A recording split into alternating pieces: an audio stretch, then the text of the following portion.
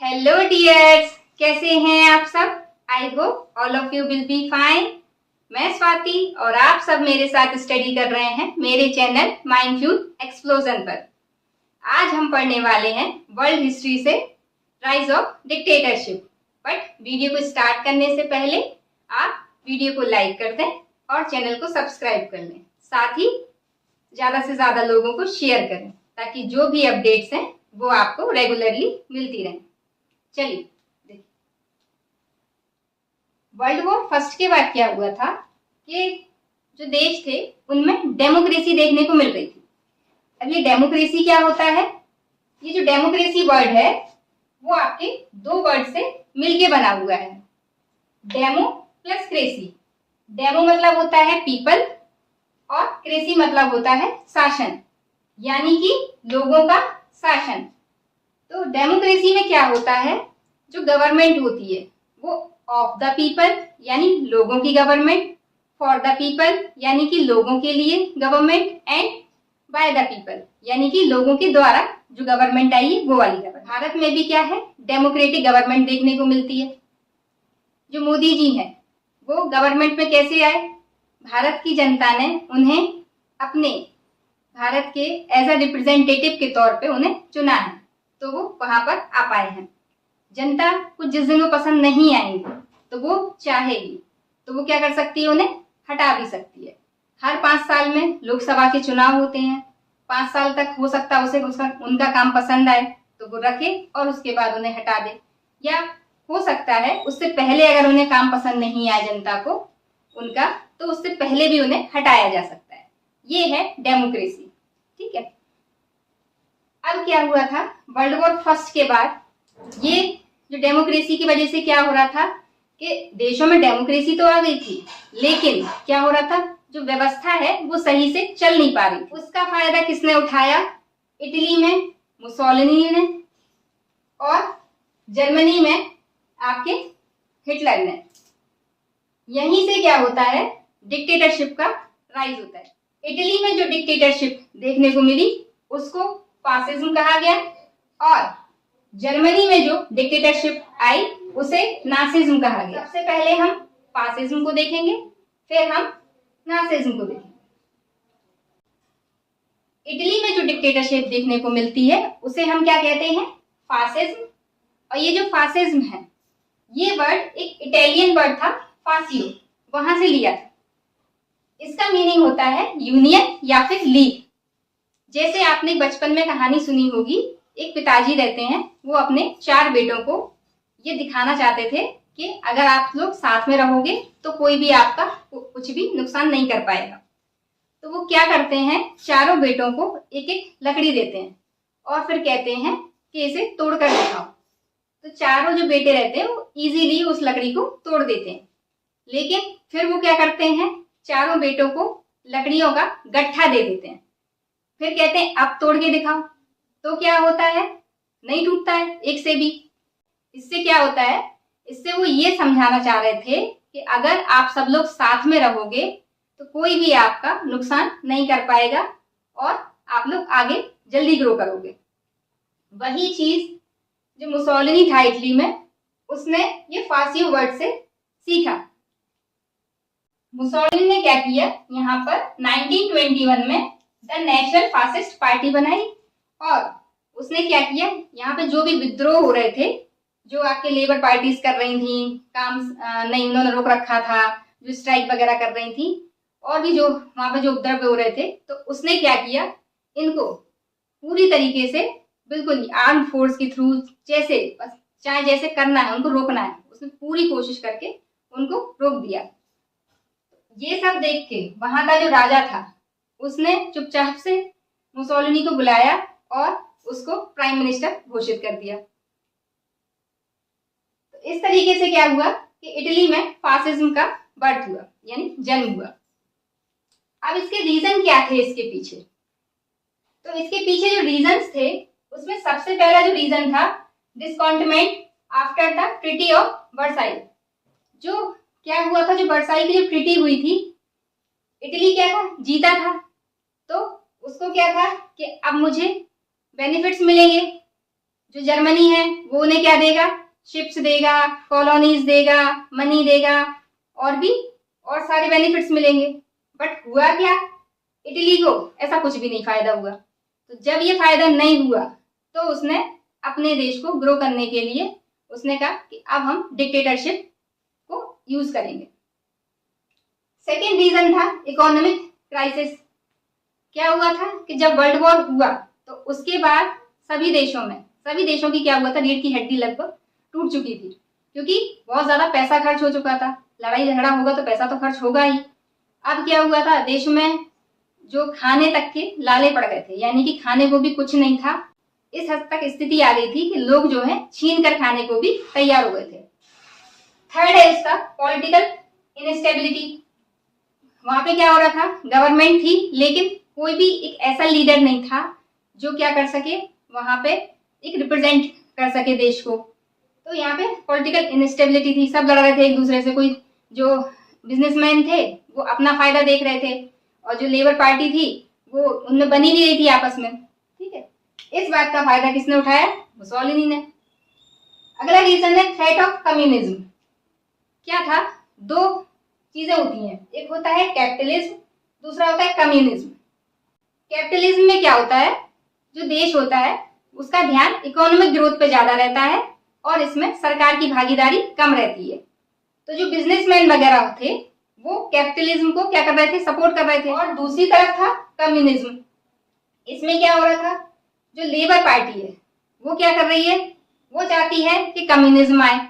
अब कम्युनिज्म में क्या होता है कि यहाँ पे गवर्नमेंट की जो इन्वॉल्वमेंट है वो ज्यादा होता है। अब अगर गवर्नमेंट का इन्वॉल्वमेंट ज्यादा होगा तो लेबर को क्या होगा, फायदा ज्यादा होगा। और अगर कैपिटलिज्म आएगा तो क्या होगा, बिजनेसमैन को ज्यादा फायदा होगा। तो यहाँ पे ये डर लग रहा था जो बिजनेसमैन थे कि कहीं ऐसा ना हो कम्युनिज्म ना आ जाए। तो जो बिजनेसमैन थे उन्होंने क्या किया, मुसोलिनी को सपोर्ट करना शुरू कर दिया। इस तरीके से क्या हुआ, ये आपको डिक्टेटरशिप आगे देखने को मिलती है इटली में। फिर क्या था कि जो लीग ऑफ नेशन बना था वर्ल्ड वॉर फर्स्ट के बाद वो भी फेल हो गया था, उसकी कोई सुनता ही नहीं था। अगला है लीडरशिप ऑफ, इसकी जो मुसोलिनी था ना वो कैसा, एक बहुत ही इफेक्टिव, उसका जो प्रभाव था ना बहुत ज्यादा इफेक्टिव था। अगला है leadership provided by the Mussolini. क्या था, जो मुसोलिनी था ना वो एक बहुत ही अट्रैक्टिव पर्सनैलिटी था। जब वो बोलता था तो लोग उसके सामने बिल्कुल चुप हो जाते थे, किसी की भी हिम्मत नहीं होती थी उसके सामने कुछ बोलने की, और लोग उससे बहुत ज्यादा प्रभावित भी रहते थे। वो अट्रैक्ट करता था लोगों को। इसका एक फेमस कोट भी है, it is better to live one day alive than 100 years like sheep. यानी कि आपका एक दिन शेर की तरह जिंदा रहना ज्यादा अच्छा है बजाय 100 दिन शीप की तरह रहने से। तो ये कुछ कॉजेज थे जिसकी वजह से क्या हुआ, इटली में फासिज्म देखने को मिला। वैसे ही नासिज्म देखने को मिलता है हमको जर्मनी में। अब हम पढ़ने वाले हैं नासिज्म। वर्ल्ड वॉर फर्स्ट के बाद क्या हुआ था, जर्मनी क्या हुआ था, हार गया था और सारा का सारा ब्लेम जो है जर्मनी पर डाल दिया गया था। साथ ही जर्मनी पे बहुत सारे रिस्ट्रिक्शंस लगा दिए गए थे। अब जो जर्मनी की जो जनता थी वो क्या थी, बहुत ज्यादा आक्रोशित थी, मतलब बहुत ज्यादा गुस्से में थी। वहां का जो राजा था कैसर विलियम सेकंड, इसको क्या किया, वहां की जनता ने हटा दिया।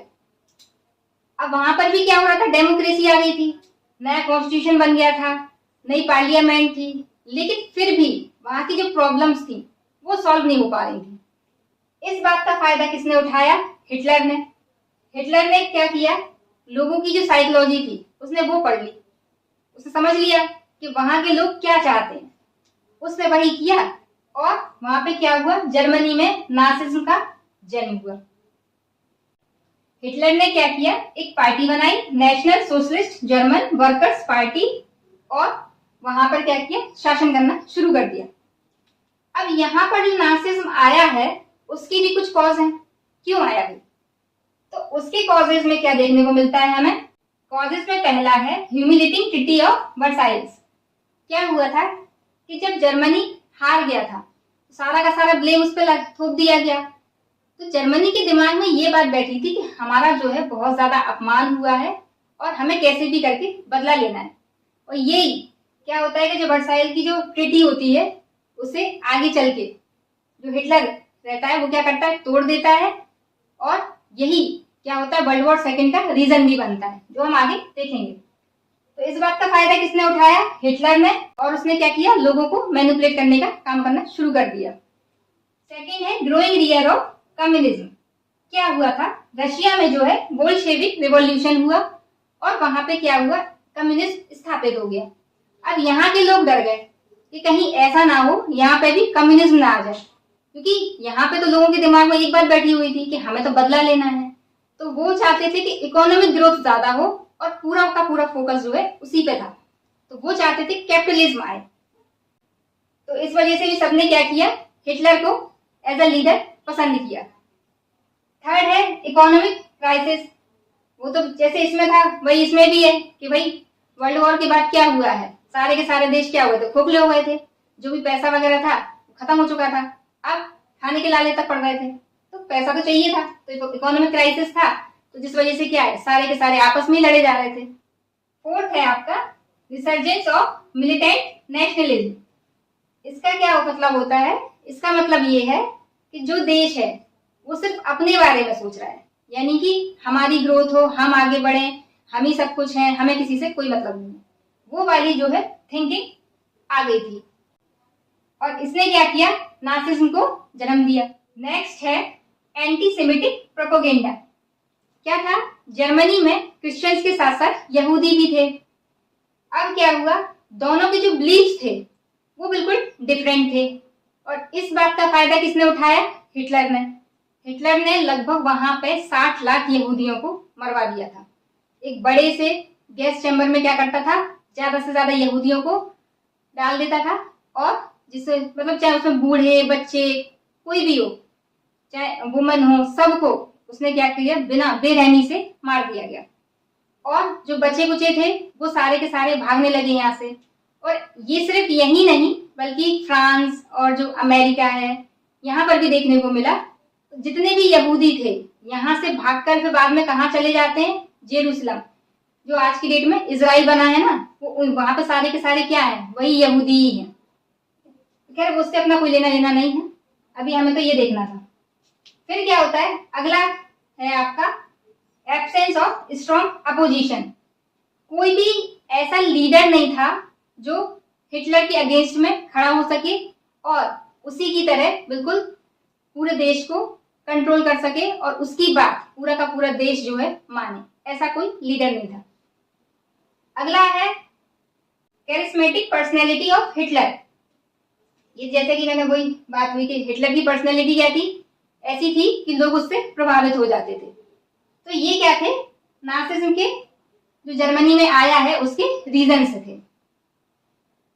अब यहाँ पे जो इटली में मुसोलिनी था और जर्मनी में जो आपका हिटलर था, ये दोनों बहुत अच्छे दोस्त थे। यहाँ पे क्या था, जो हिटलर था वो मुसोलिनी को फॉलो करता था। फासिज्म और नासिज्म के कॉजेस के बाद अब हम दोनों की जो आइडियोलॉजीज थी उसमें कुछ सिमिलरिटीज भी थी। वो क्या थी ये देखेंगे। तो पहली सिमिलरिटीज थी to have faith in totalitarian rule, यानी कि दोनों का मानना ये था कि देश में एक ही पार्टी रूल करेगी, यानी एक ही पार्टी का शासन होगा और इसके अलावा कोई दूसरी पार्टी नहीं होगी। सेकेंड था to uphold intensely anti communist and anti democratic rule.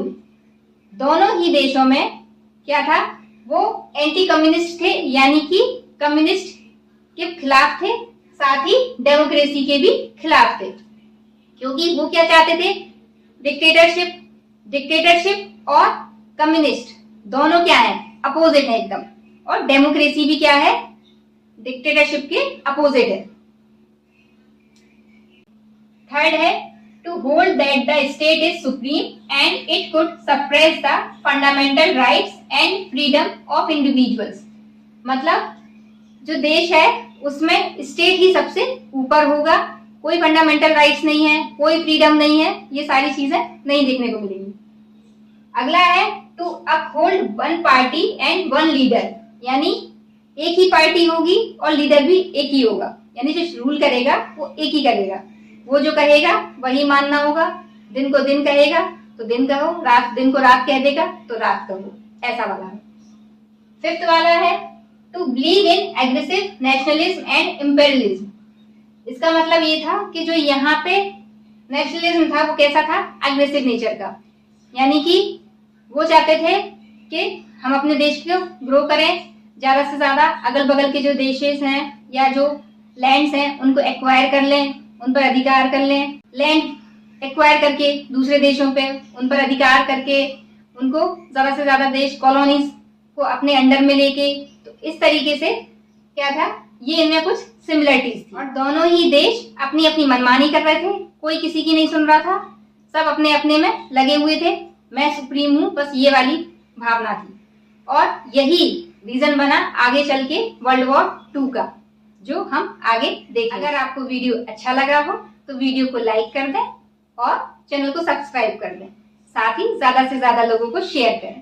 Thank you.